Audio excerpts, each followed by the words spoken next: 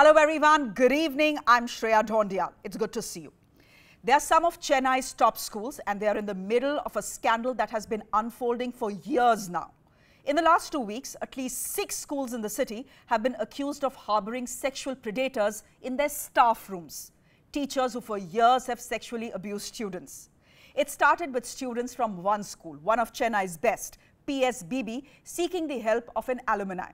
She collated and put student testimonies of abuse on social media, and since then, hundreds of other students, present and former, have come out to share their stories. As often happens, the intersection of caste and gender has clouded this case as well. The fringe right is now saying the schools are being targeted by the DMK and Christian missionaries because they are Brahmin schools. Has Dr. Subramaniam Swamy actually committed himself to defending these schools because Brahminism is being attacked? I'm putting that question to him on the show, but more importantly, I'm talking to 2 women who are helping amplify the conspiracy of silence around sexual harassment in schools in Chennai. Let's start with what has happened so far. A place to study, not to be molested. A place to learn, not to be traumatized. A place where you're safe, not one where you're preyed upon. This is how we understand a school to be, but it seems Chennai's institutions are rapidly developing a different definition. Last month, the can of worms being opened in Chennai's Padma Sheshadri Bala Bhavan sent shockwaves throughout the city as student after student ousted a professor for lewd, inappropriate and blatantly predatory behavior, and a management that clearly looked the other way. How this 12th grade teacher sort of made really crass and uncomfortable comments and jokes on the female body, and it would make all the girl students in the class uncomfortable. I've heard stories of kids from the same school of different batches, so this has been that's been going on for really long. What is even more shocking is that students claim schools sat upon multiple complaints against these accused teachers and refused to act against them. One worrying pattern that you see in most of these stories is that most of these kids have, approached the management or the teachers regarding these particular allegations, and you could see that they have not been taken seriously, or they've been brushed aside casually, or even worse, they've been victim shamed. But it seems PSBB is just the tip of the iceberg. A teacher at another popular school in the city, Maharishi Vidya Mandir, has been arrested after a preliminary investigation into allegations of sexual harassment of students. Social media has been flooded with accusations against the commerce teacher. Several students we spoke to on conditions of anonymity have said that the commerce teacher at Maharishi Vidya Mandir had made sexual advances and has behaved inappropriately with female students. This is something that most of the students have detailed when we spoke to them, saying that he did approach them, he did sexually harass them, and he also made sexual advances. Most of them, in fact, say that they were tortured physically, mentally, and emotionally. Chennai is no stranger to the Me Too movement. Singer Chenmai's accusations of inappropriate behavior by a well-known lyricist, Vairamuthu, in 2018 is still talked about. But the latest round of sordid revelations from schools prove that the rot runs far deeper and preys upon our most vulnerable. With Purnima Murli in Chennai and Ritanshu Bhattacharya, I'm Shreya Dhondial. More allegations, more students, more schools. 6 schools now in Chennai and counting. Was this patriarchy at play at caste homogeneous spaces? Was this a deliberate targeting of schools run by Brahmins, as the fringe right is now claiming?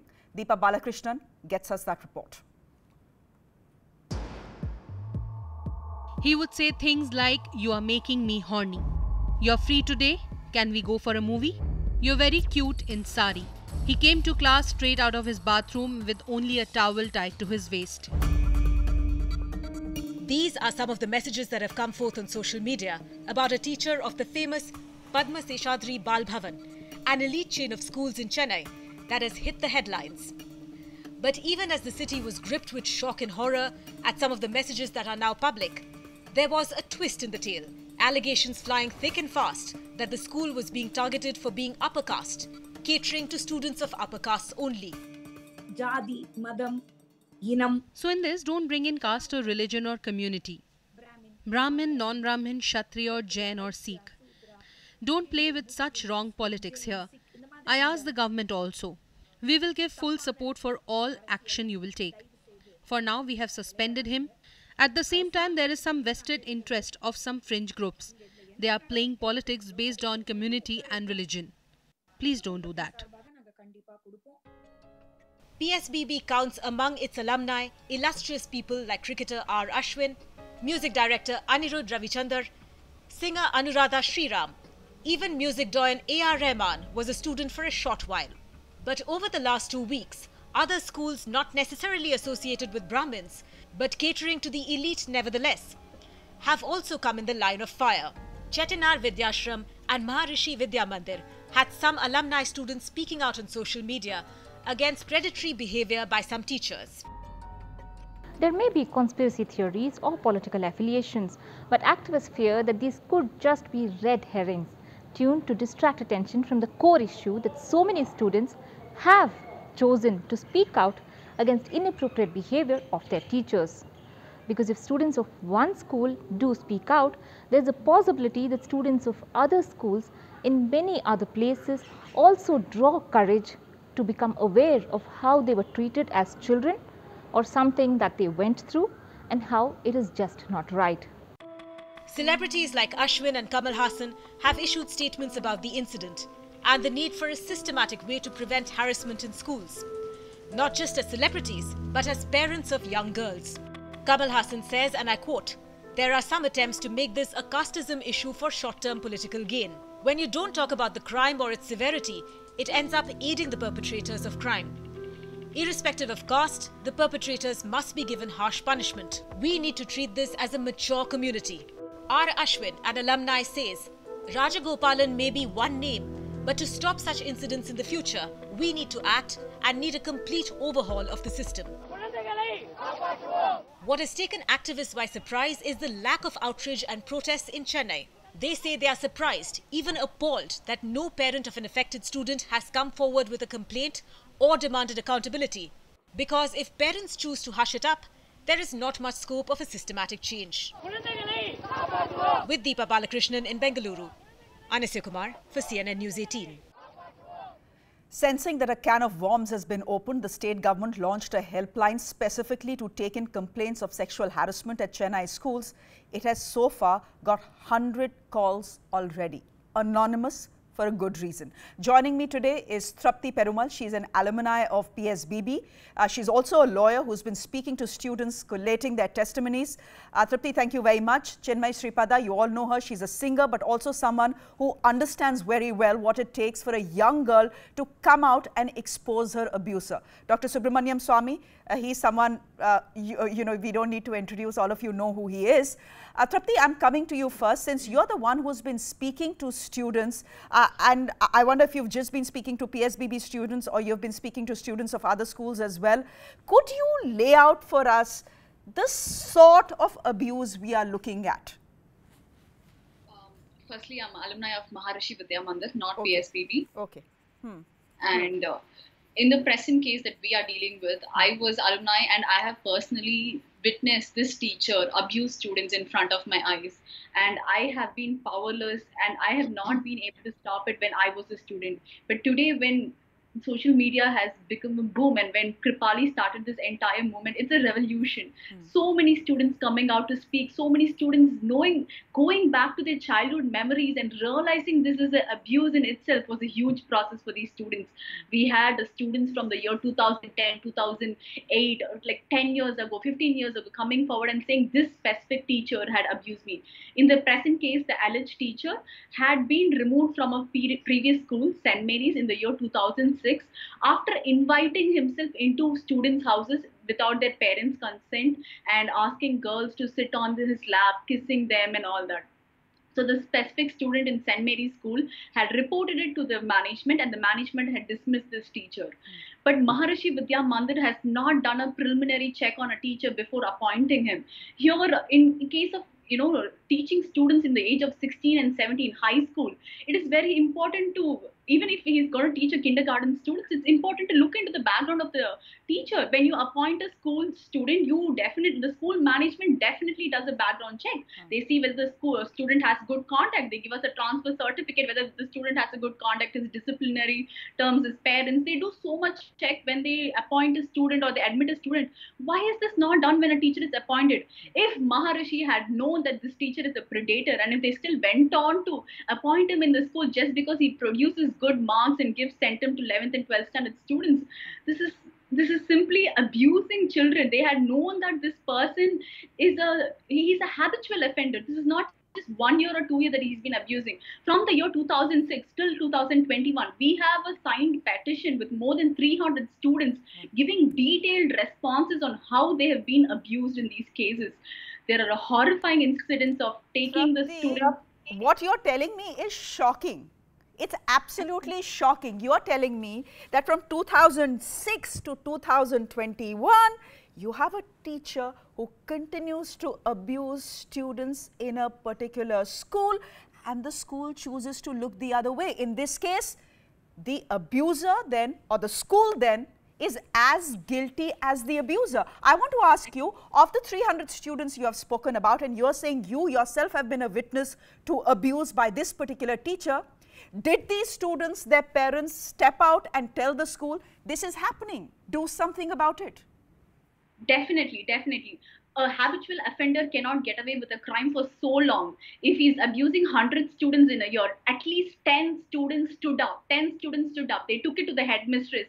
If the headmistress did not listen, they took it to the principal. If the principal did not listen, in fact, I have a witness who's willing to participate in this case. The witness is the sexual teacher. She's the counselor for us.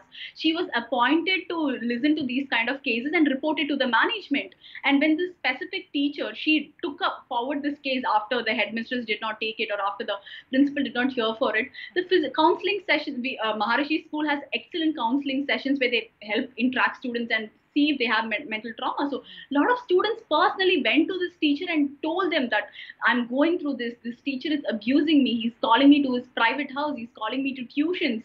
He's doing this in coaching classes after school hours. And when this teacher, in fact, took it to the management turned deaf ears. And that is when this teacher quit the school and went after. She quit this very profession because she was not able to do justice to these students. Now the teacher has come forward and now the teacher wants to press a complaint too. In fact, there are so many teachers who have been removed from the management because they have been pressing against this specific teacher and still the management had not taken any action against the teacher. So the school very clearly then, Trapti, is as guilty as the abuser. In fact, theirs is the bigger guilt because parents send students, their own children, to school based on a trust that my kid is going to school and school is a safe space, and the school did nothing to ensure that the school was a safe space for students. Chinmay, you've been speaking about the case as well. You are someone, in your introduction, I said you're someone who knows what it means for an 18-year-old or a 17-year-old girl to step out and speak about her abuser, especially when there is such a disbalance of power. I want to ask you about PSBB because they put out a note. I wonder whether you've seen that note. I'm sure actually you have seen out that note. The note that PSBB, the school, put out had no mention of sexual assault, sexual abuse. It was almost like, you know, they were trying to wish away the whole thing, not wanting to take it upon themselves. Are you even surprised that so many young girls decided to speak up, even anonymously? Even that's a big deal. Yes. So when Kripali put up the first post on Instagram, she herself had to take time out from all of this because it was so overwhelming. And then once I amplified that post, my DMs blew up. And especially when I do want to, mention this. Tamil Nadu has a lot of people in Tamil Nadu who are vocal, who are in politics with various political affiliations and ideologies, or any sort of a representation that they would like to be a part of. They have a tendency to, deflect issues of sexual harassment by making it about a caste or about a Tamil nationalist identity. I mean, I have basically been gaslighted, while politicians in Tamil Nadu, even the ruling party, platforms a molester who's a serial offender because they made him the poster boy of the Tamil language and basically the Tamil nationalistic identity, as they, as they picturize it, right? So when I see an organization or people saying that they represent a community, saying that this is an attack on a religion or this is an attack on a community, I mean, if you're taking it personally, then you should be ashamed of yourself. They basically take away the fact of child sexual abuse, and those who make it about an attack on a religion, it makes my blood boil, because all of these people make it about their own short-term political gains, and they want to actually take away the issue and the seriousness of it all. They have there has been a conspiracy of silence. There is a power imbalance. The most important thing about the PSBB issue is that Mr. Rajagopalan has been heading the ICC in the school, and these students have tried to speak up. Initially, the school said there were no complaints. Then they said there were no written complaints. Now, literally parents follow each other, to get admissions into many of these schools which have had a great name. And I also need to put down here that, it's probably unfair to name Rahman sir as an alumni of the school, because if you remember the Simi Garewal interview, he was actually sent out of the school in a very dehumanized way. And it's heartbreaking. So I don't think Rahman sir should even be called an alumni of the school, which, and they thought they were deigning themselves that, Rahman sir had said in that interview that basically they said, take your son and go to the streets of Kodambakam and beg in a bowl and don't bring your son to the school. And he said that on a Simi Garewal interview. And when there is a conspiracy of silence, and when there is a power imbalance, and parents are afraid, because when some of these, issues go up to the top, and then all of these people are going to say, just take your kid and get out of the school, find an admission wherever you want. There is a massive power that a lot of these organizations hold. After the schools, there have also been colleges that have been named. And I myself know there is this case of PS Senior Secondary School about a teacher who would flash his dhoti, right? And so that his genitals would be seen to the students. I know that this was happening right after the Me Too movement. There were students that reached out. When we wanted to flag it, there were alumni of the school that wanted to flag it with the school. The school basically said, no, we don't want to talk about it. Most of the schools did not want to have a gender sensitization program. They said, please do not pollute our children with all these fantastic ideas. You are polluting. And the other thing that they say, how basically they shame children, they slut shame children. There is a casteism angle there as well. Yes, Chinmay, it happened. Just tell us what happened with you. So I named a multiple national award winning, Sahitya Academy winning Mr. Vairamuthu as my molester. Not only me, 17 other women have named him as a molester. He uses his closest political parties to threaten and silence us. He has effectively buried and destroyed the careers of women who have basically said no to him. And he has threatened me using the same political power. And for 3 years, I have been fighting an uphill battle, because politicians from far left to far right, the man who's basically banned me is the president of the dubbing union. So they basically put a diktat and said that I can no longer work in the Tamil industry. So for the past 2.5 years, I've been going to court, fighting a case, and despite all of the threatening and the political, the kind of platforming that they do, so many politicians come out in the open to support, platform, and praise this molester, and that is so normal in Tamil Nadu. If you called it out, and I'm sure after this interview, there's going to be a lot of abuse on my Twitter timeline. I'm used to keep on the good fight. That's all I'll tell you and Trupti, and I promise we'll do another show on this next week, because I'm fairly certain this is just the tip of the iceberg, and you'll have many, many more students, past and present, who will possibly be coming out and speaking of their torment. Thank you very much, Tripti, for joining us. Thank you very much, Chinmay, for joining us as well. Up next is Dr. Subramaniam Swamy on the story. Did he actually say that he is going to legally defend the schools because they are being targeted because they are Brahmin schools? I'm asking that question to him. Do stay with us.